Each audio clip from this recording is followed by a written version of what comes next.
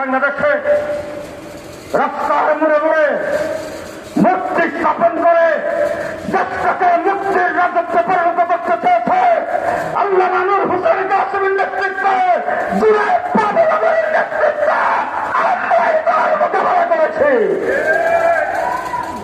গুজরাটের কথায় বাবরি মসজিদ ভেঙ্গে যখন ঘুরিয়ে দিয়ে সেখানে রাম মন্দির নির্মাণ করেছিল, সেই গুজরাটের কথাই যে বাংলাদেশের আওয়াজ করে দেশটাকে নবাদ করার পায়তারা যখন শুরু করে দিয়েছেন প্রতিষ্ঠিত সরকারের তাকে চোখ রেখে বিভ্রান্তর করে সংগ্রাম করে জেল জরম ভোগ করেছে, তোমাদের কাউরে দেখা যায় নাই।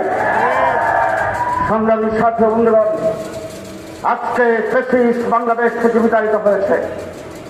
আজকে পৃথিবীর বিভিন্ন দেশের রাষ্ট্রপ্রধানের এবং সরকারের অনেক পথর আমরা দেখেছি, কিন্তু আমি ফ্যাসিবাদ সরকারের পথের মতো এমন পথর পৃথিবীর ইতিহাসে কোথাও নাই।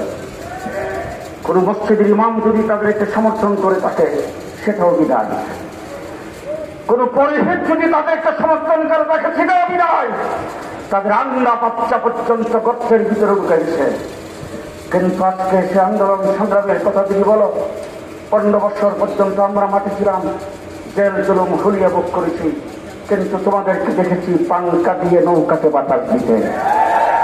পরিষ্কার ভাষায় বলতে চাই, যারা পাঙ্কা দিয়ে নৌকাকে বাতাস দিয়েছেন, যারা ইসলামে আম্বিয়া মানে না, আদালতে সাহাবা মানে না, মসজিদে মৃত্যুদণ্ড বাইকেরামকে মসজিদ থেকে বের করে দেওয়ার কথা বলে তাদের সঙ্গে আত্ম হবে না, আত্মীয়মায় বাবলদের হবে।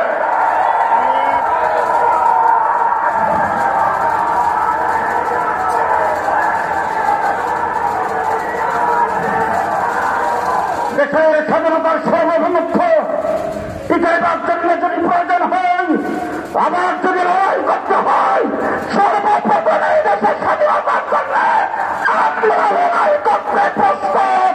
কে কে প্রস্তুত আছেন হাত তুলে দেখান। সুতরাং বাংলাদেশ আজকে নতুন করে বাংলাদেশ স্বাধীন হয়েছে, সামনে নির্বাচন আসবে। আজকের থেকে 18 বছর আগে যেই সন্তান জন্মগ্রহণ করেছে তার বয়স বর্তমানে 18 বছর, সে কি বাংলাদেশের ভোটার হয় নাই?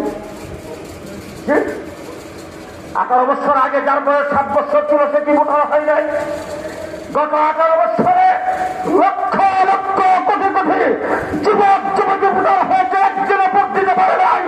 জুলাইয়ের আন্দোলন ছিল ভোটের অধিকার বাস্তবায়নের জন্য, সামনে নির্বাচন বাঞ্চাল করার পায়তারা শুরু হয়েছে। আমরা সেই পায়তারাকে রুখে দিতে চাই, রুখে দিতে চাই, রুখে দিতে চাই। আজ থেকে যারা আজকে জমিয়তুল উলামা ইসলামের আহ্বানে এখানে আগমন করেছেন, মুরব্বী উলামায়ে কেরাম অতি কষ্ট করে যারা আগমন করেছেন, সকলকে ধন্যবাদ মোবারকবাদ জানাই আমি আমার বক্তব্য এখানে শেষ করছি। নাসরুম মিনাল্লাহ, ফাতহুন কারীম।